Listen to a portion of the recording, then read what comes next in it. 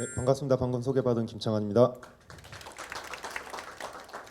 저는 이제 쌈채류에 대한 발표를 좀 시작을 하도록 하겠습니다. 쌈채에 대한 소비들 최근에 많이 늘어나고 있죠. 특히 건강을 생각하는 부분들이 좀 많고 쌈채의 종류들이 상당히 다양해지고 있습니다. 그래서 시장에서도 이걸 어디까지 쌈채로 정의를 해야 될지 모를 정도로 계속해서 이제 새로운 쌈채들이 많이 나오는데, 일단 대표적으로 상추깻잎, 우리가 전통적으로 많이 먹던 이 두 가지 쌈채류를 먼저 살펴보시고, 그 다음에 요새 모듬쌈이라고 해서 한꺼번에 다 들어가 있는 쌈채류 있지 않습니까? 그거에 대한 구매 패턴, 어떻게 구입액이 증가하고 변화하는지, 그 다음에 기타 쌈채류 중에 저희 데이터가 사실은 이제 그렇게 세부적으로 품목을 적으면 더 좋은 데이터가 되겠지만, 이제 적는 경우도 있고 안 적는 경우도 있고 뭐 이런 경우들이 가끔 생깁니다. 그래도 이렇게 적어주신 품목 중에 상위 5개의 기타 쌈채류를 조사를 해서 오늘 쌈채류 전반에 대한 이야기를 좀 말씀을 드리도록 하겠습니다. 목차는 다음과 같고요.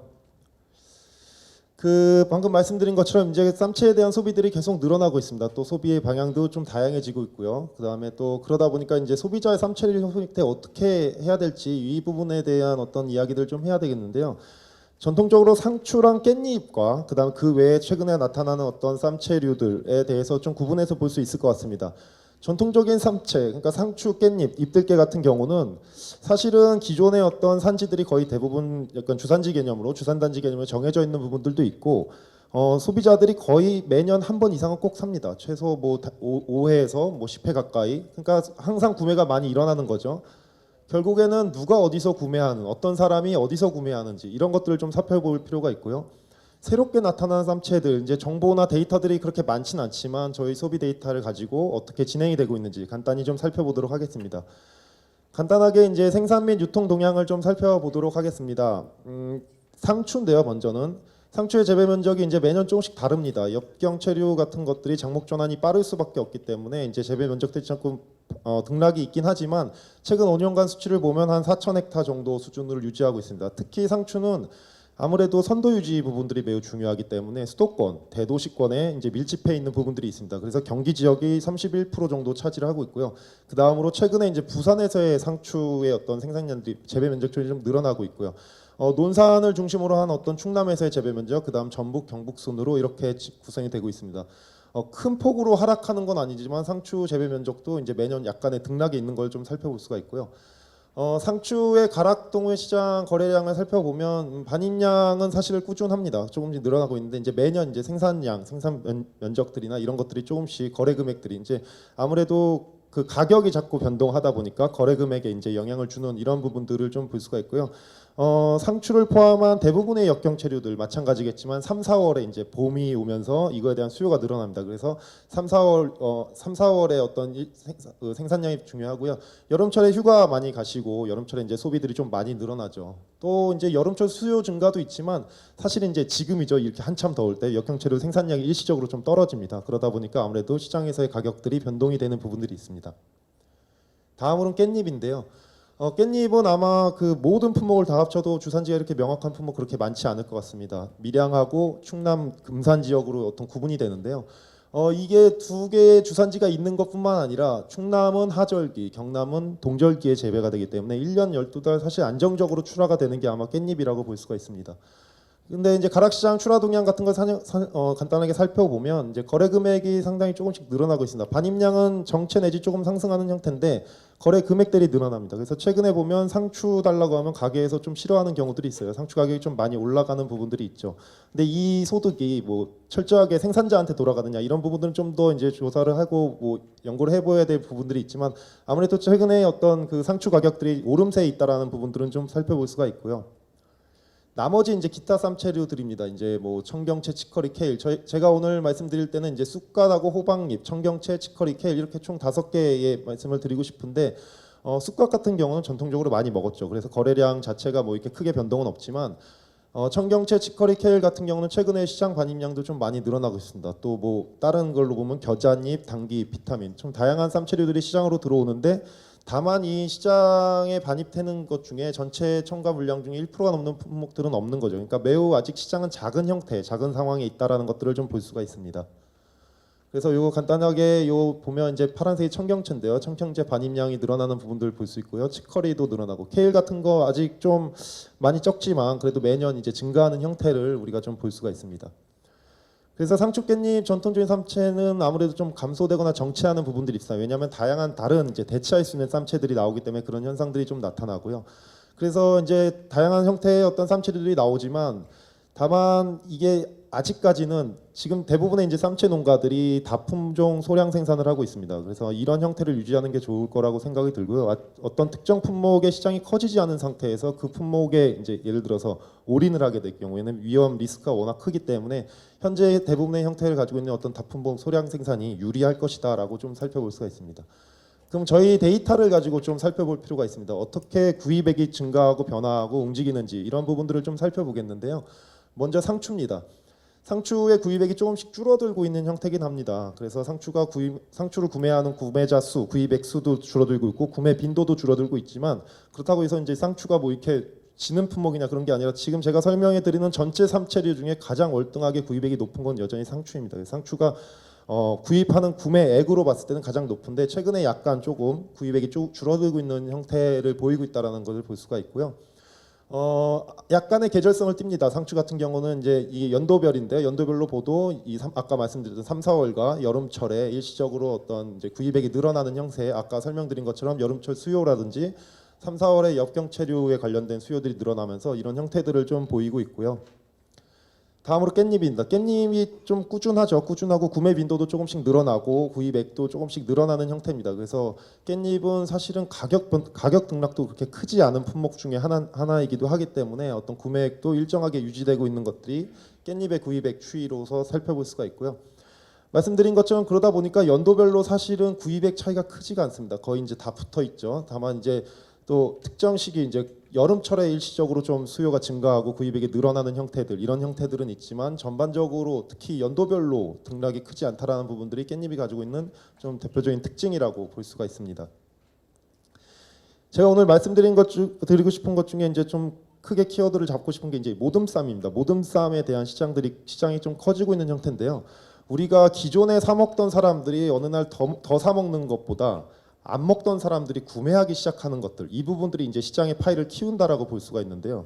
이 모듬쌈의 이제 구매 가구 수가 증가하고 있습니다. 그래서 2015년도에 총 667가구 중에 241가구가 이제 모듬쌈 여러 가지 다 들어있는 모듬쌈을 이제 구매하는 형태가 생겼고요. 자연스럽게 구매 빈도도 늘어나고 그래서 이 모듬쌈에 대한 것들의 어떤 수요라든지 구입액들은 계속해서 증가하고 있는 형태라고 볼 수가 있습니다. 다만 이제 요것들은 좀 이제 3, 4월과 마찬가지 쌈채류 전반적인 특징이 이제 여름철과 봄철에 약간 구입액이 늘어나는 형태를 가지고 있다라는 것도 다른 품목과 마찬가지로 나타나고 있고요. 그 다음으로 이제 구매처별 구매 패턴인데요. 그러니까 과거에는 사실은 농산물을 생산하면 이제 생산해서 끝나는 경우들이 많았죠. 이거를 이제 뭐 시장에 내고 뭐 이런 형태로 아니면 지역의 공판장에 내고. 근데 최근에는 그렇게 팔다가는 농산물을 못 팔는 상황까지 된 거죠. 경쟁이 너무 심하고 그러면 시장을 알아야 되는 거죠. 소비자들이 뭘 살지, 어디서 살지, 누가 살지 이런 이야기들이 이제 저희 데이터에서 그나마 해줄 수 있는 아주 좋은 중요한 데이터라고 생각을 하는데요. 상추 구매 패턴을 보시면 과거에 이제 전통 시장에서 좀 많이 사는 것들이 줄어들고 있고요. 특이한 점은 이제 근거리, 집에서 가까운 거리에 있는 소형 슈퍼나 SSM이라고 하는 기업형 슈퍼에서의 구매액이 크게 늘어갑니다. 그 일부에서도 뭐 발표할 때 최영천 교수님 발표하실 때 얘기가 나왔지만 이 채소류 같은 경우에 이제 기업형 슈퍼의 비중들이 좀 늘어나는 형태들, 소형 슈퍼, 지역에 있는 약간 규모가 큰 슈퍼마켓 이런 쪽에서 구매가 좀 늘어나는 형태들이 있는데요. 아무튼 상추의 경우에도 이제 대형 그 SSM과 그 소형 슈퍼의 증가액이 좀 두드러지고 있는 형태고요. 깻잎 같은 경우는 대형마트에서 비중들이 크게 줄어들고 있습니다. 다만 상추와 마찬가지로 기업형 슈퍼와 소형 슈퍼 비중이 계속해서 늘어나고 있습니다. 그러니까 이거는 매우 중요한 현상 중에 하나입니다. 구매처가 5년 안에 되게 큰 형태로 변하고 있는데요. 이 구매처 변화하는 부분들에 대해서 뒤에서 이제 좀 추가적으로 더 설명을 드리도록 하겠습니다. 다만 이제 모듬쌈 같은 경우는 이 쌈을 포장을 해야 되는 거죠. 그러니까 농가 단위에서 모듬쌈 형태로 상품화해서 출하하기가 어렵죠. 그러니까 대부분 어떻게 하냐면 대형마트들이 이제 물류센터에서 여러 가지 쌈채류들을 모아서 거기서 상품화 작업을 다시 하는 거죠. 그러다 보니까 아무래도 기업형 슈퍼랑 대형마트에서 구매하는 비중이 높게 나타납니다. 다만 이제 이런 것들에 대한 수요가 높아지니까 지역에 좀 규모가 큰 소형 슈퍼에서도 이런 것들을 취급하고 물건을 받아다 팔기 시작했죠. 그래서 소형 슈퍼에서도 이 모둠쌈에 대한 구매 비중들이 계속해서 늘어나고 있습니다. 기타 쌈채류는 이제 조금 이제 살펴볼 것들이 이제 기타 쌈채류 안에 너무 많은 품목들이 들어있기 때문에 어떤 일관적인 흐름이 있다라고 말씀드리긴 좀 어려운데요. 다만 이제 기업형 슈퍼와 소형 슈퍼 비중들이 여전히 높아지고 있는 것도 발견해 볼 수가 있습니다. 이런 이제 선도 문제 사실은 좀 중요한 부분일 수 있습니다. 그러니까 대형마트에 가서 상추를 샀는데 그 갔다가 어디 좀 놀러 갔다가 뭐 요새 여름철 같은 경우에 만약에 차에 뭐 2시간만 논다고 하면 그 상추를 먹을 수 없는 지경에 이를 수도 있는 거잖아요. 그래서 그런 부분들이 있기 때문에 이제 선도 문제 이런 부분들도 분명히 존재하겠지만 다른 품목과의 연계를 좀 살펴볼 필요가 있지 않나라고 생각을 해서 쌈채라는 게 건강에 좋으려면 사실은 쌈에다가 뭐 청국장 넣고 밥 넣고 뭐 마늘 한 쪽 넣고 먹으면 건강에 제일 좋겠지만 그렇게 쌈채를 먹는 부분들이 없죠. 대부분 돼지고기와 소비를 하는 경향들이 많이 있습니다. 그래서 돼지고기와 상추, 쌈채류의 연관성을 좀 살펴보려고 하는데요. 2015년도 기준으로 저희 데이터에서 가지고 있는 돼지고기 중에도 쌈으로 싸먹는 주로 싸먹는 삼겹살과 목살을 기준으로 살펴봤을 때요. 구입액이 증가하는 형태들이 좀 유사하게 나타납니다. 특히 3, 4월과 여름철에 상추 구입과 돼지고기 구입액이 좀 유사한 형태로 그러면 돼지고기를 살 때 사람들이 상추를 같이 사는구나라는 것들을 좀 살펴볼 수가 있는데요. 그러니까 돼지고기가 상추의 소비들을 좀 끌어가는 형태겠죠. 다만 이제 또 한 가지 살펴볼 것은 뭐냐면 이 데이터를 가지고 먼저 설명을 좀 드리겠습니다. 사람들이 어디서 사냐는 거죠. 그러니까 돼지고기를 어디서 사는데 돼지고기 아까 제가 말씀드린 것 상추나 어떤 삼재료들의 어떤 구매처가 변화가 됐는데 과연 이유가 뭘까? 사람들이 봤을 때 이제 어떻게 변화가 되는가를 봤을 때 대형마트에서의 삼겹살, 목살 비중들이 좀 크게 줄어들고 있습니다. 다만 정육점에서의 구매 비중이 좀 높아지고요. 기업형 슈퍼에서 구매 비중들이 높아지고 있습니다. 사람들이 돼지고기를 동네에서 사기 시작하게 하는 거죠. 그래서 거기서 사고 가까운 데서 상추를 사는 거죠. 이 내용들은 데이터를 좀 가까이에서 좀 더 파헤쳐 보면 어떤 한 뭐 패널분의 내용들을 살펴보면 같은 날 정육점에서 고기를 사고 기업형 슈퍼에서 쌈채를 사는 형태들을 살펴볼 수가 있습니다. 아니면 뭐 기업형 슈퍼에서 사고 기업형 슈퍼에서 쌈채를 사거나 아니면 정육점에서 고기를 사고 소형 슈퍼에서 쌈채를 사거나 이런 형태들을 발견할 수 있기 때문에 쌈채류와 어떤 돼지고기의 소비 연계성은 매우 크다라는 부분들을 좀 볼 수가 있고요. 그래서 이 지금까지 내용들 보면 모둠쌈 수요가 크게 증가하고 있다라는 것들 이런 부분들 좀 중요하게 좀 살펴볼 수가 있고요. 그다음에 쌈채류의 구매처가 과거 대형마트나 전통시장에서 기업형 슈퍼나 소형 슈퍼, 그러니까 쉽게 접근성이 좋은 슈퍼들로 변화하고 있다라는 것들을 좀 볼 수가 있습니다. 또한 돼지고기 구매처 변화가 이런 쌈채류의 어떤 구매처 변화를 좀 끌고 간 게 아닌가 이렇게 좀 살펴볼 수가 있습니다. 그렇다면 어디서 사 먹는 건 봤는데 그러면 누가 사 먹는지에 대해서 좀 살펴볼 필요가 있을 것 같습니다. 상추와 깻잎, 그다음에 모둠쌈, 기타 쌈채류인데요. 조금 뭐 안타까운 얘기일 수도 있지만 상추, 깻잎은 비교적 소득이 낮은 층에서 많이 사 먹고 그다음에 모둠쌈이라든지 기타 쌈채류는 소득이 비교적 높은 쪽에서 사 먹습니다. 그러니까 가격에 대한 부담이 있겠죠. 분명히 아무래도 모둠쌈 같은 경우는 사실은 조금 상추를 사 먹는 것보다 더 비싼 비용을 지불해야 되기 때문에 그래서 상추 같은 경우도 보시면 2011년도 이후에 계속 300만 원 월 소득 300만 원 미만의 가구에서의 구입액 비중이 가장 높고요. 깻잎도 마찬가지로 300만 원 미만의 어떤 형태에서 가장 높게 나타납니다. 그 30대가 이제 깻잎을 좀 안 먹기 시작하는 거죠. 그러니까 젊은 세대들이 아까 무도 잘 안 먹지만 사실 깻잎 향에 대해서 부담을 갖는 건지 깻잎에 대한 어떤 소비가 줄어들고 있습니다. 다만 40대 50대 이상에서의 연령에서는 계속해서 깻잎을 구매하고 하는 구매액 비중들이 계속 늘어나고 있는 형태들 이런 부분들을 좀 볼 수가 있고요. 아까 말씀드린 그 모둠쌈 부분들은 이제 소득이 높은 계층에서 특히 그다음에 50대 이상의 계층에서 구입액이 좀 증가하는 형태로 나타납니다.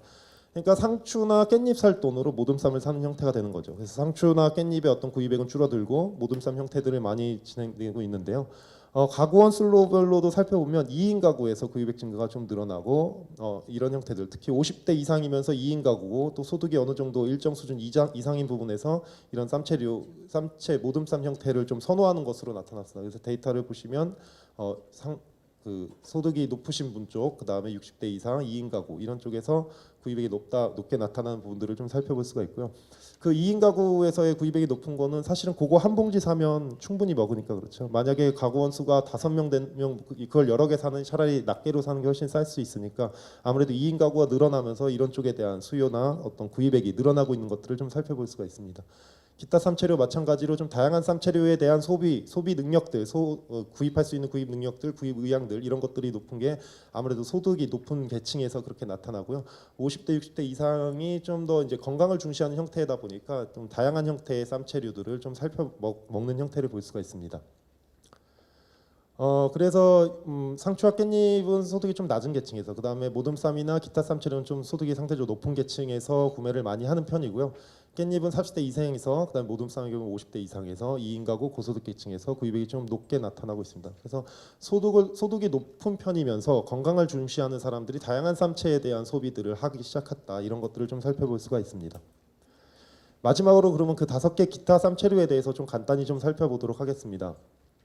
아까 말씀드린 것처럼 구매 가구 수가 변화야 그 시장이 좀 커집니다. 어떤 매년 사는 사람이 똑같은데 그 사람이 많이 사고 적게 사고는 언제 변동될지 모르지만 구매 가구 수가 증가한다라는 것은 그 시장이 좀 커진다라는 거라고 좀 예측을 할 수가 있는데요. 사실 쑥갓이나 호박잎 같은 경우는 과거에도 좀 많이 먹었죠. 그러다 보니까 구매 가구 수가 이제 정체되는 부분인데, 이제 청경채라든지 그다음에 케일, 그다음에 이런 부분들은 조금씩 이제 구매 가구 수가 증가하고 있습니다. 특히 케일의 증가의 어떤 증가율이 가장 높게 나타나는데, 과거에 이제 케일이 녹즙용이었죠 대부분. 근데 이제 최근에는 케일이 쌈채류로도 싸먹는 용도로도 많이 쓰이기 때문에 용도가 바뀌면서 구매자 수가 좀 늘어나는 어떤 이런 형태를 좀 살펴볼 수가 있고요. 그 다음에 이제 가구다 구매액을 살펴보는데, 그러니까 앞에 구매자 그 수 변한 거랑 거의 좀 유사한 형태로 진행이 됩니다. 그래서 청경채가 증가하는 형태들, 그다음에 케일이 증가하는 형태들, 이런 형태들도 이제 볼 수가 있고요. 마지막으로 이제 구매처입니다. 치커리나 쑥갓 이런 부분들은 이제 소형 슈퍼라든지 뭐 기업형 슈퍼, 그러니까 근처에 있는 슈퍼에서 많이 진행이 되고요. 호박잎은 좀 특이하게 이제 대형마트나 이런 데서 잘 안 팔아서 그런 부분이 있는 것 같습니다. 그래서 전통시장에서의 비중이 가장 높게 나타나고요. 청경채 같은 경우도 이제 기업형 슈퍼, 그다음에 소형 슈퍼에서 많이 나타납니다. 다만 케일은 이제 일반 슈퍼나 이런 데서 쉽게 구할 수 없는 부분이기 때문에 대부분 대형마트에서 좀 구매들이 이루어지고 있고요. 저희가 오늘 데이터로 다루기에는 너무 그 수가 적어서 담을 수는 없었지만, 뭐 이제 간간히 나오는 비타민, 당귀잎 이런 것들은 대부분 대형마트에서 소비가 됩니다. 그러니까 대형마트에 가야 살 수 있는, 아직까지는 그런 정도의 이제 시장 규모라고 이렇게 볼 수가 있습니다. 그래서 지금까지의 내용들을 좀 결론적으로 말씀을 드리면요. 상추와 깻잎의 반응은 좀 일정한 편입니다. 다만 이제 기타 쌈채류, 그러니까 상대적인 이야기인데요. 기타 쌈채류, 그러니까 상추와 깻잎 반응량이 일정한 부분이 있다면 기타 쌈채류 같은 경우는 반응량이 증가하는 추세, 대부분이 이제 증가하는 추세라고 이렇게 볼 수 있습니다. 하지만 시장 규모가 아직 작기 때문에 그게 뜨고 있어라고 해서 섣불리 접근하기에는 아직까지는 시장 규모가 너무 작다라는 거, 기타 쌈채류에서 이런 부분들을 꼭 이제 생각을 좀 하셔야 될 부분이라고 생각을 하고요. 상차 구입액이 좀 소폭 감소하는 형태들이 이제 깻잎이나 모듬쌈을 구매하는 형태로 좀 바뀌었습니다. 그래서 이런 쪽에 구입액이 증가하는 형태, 특히 돼지고기와 연계해서 구매처가 변하는 형태들, 이런 부분들이 계속해서 나타나고 있고요. 그다음에 소득 수준별로 이제 구매 품목별로 이제 구입액 차이가 조금씩 나타나는 거죠. 이제 상추 깻잎은 아까 말씀드린 것처럼 낮은 계층에서, 그다음에 다른 기타 쌈채류들은 높은 계층에서 나타납니다. 또 이제 새로운 쌈채류들, 이제 사실은 이제 그런 고민들을 많이 하시더라고요. 그러니까 상추 깻잎 같은 경우는 이걸 내가 이제 어디다 팔까? 기본적으로 주산단지가 있기 때문에 어디다 팔까? 누구한테 팔까? 이런 관심이라면, 기타 쌈채류 같은 경우는 내가 장목을 좀 전환하고 싶은데 어떤 장목이 좋을까에 대한 고민들이 좀 많이 있는 것 같습니다. 그래서 이런 부분들은 앞서 말씀드린 것처럼 이 어떤 특정 쌈채류, 기타 쌈채류, 그러니까 시장이 작은 쌈채류를 너무 이렇게 대형으로 생산하고 재배하기에는 아직까지는 시기상조다, 이런 말씀을 좀 드리고 싶고요. 그래서 아까처럼 다품목 소량 생산 형태로, 그래서 어떤 생산 주기를 조절하는 형태로 이제 진행이 되는 것이 가장 좀 높은 가장 합리적인 생각이라고 생각을 합니다. 그래서 이렇게 이제 요약 및 결론을 통해서 쌈채류에 대한 발표를 마치도록 하겠습니다. 감사합니다.